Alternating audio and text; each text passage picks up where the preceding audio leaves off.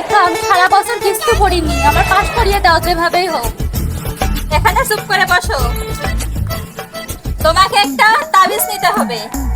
আচ্ছা, তুমি দাও। নিতে ইচ্ছুক আছো? হ্যাঁ, দাও, আমাকে তাবিজ দাও। এই যে আসো।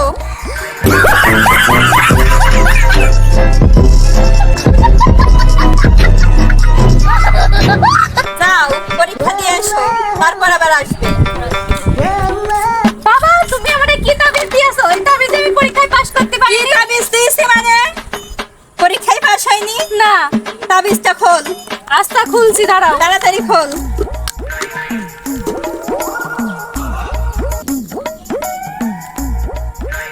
খুলেছি, বলো এবার কি বলো।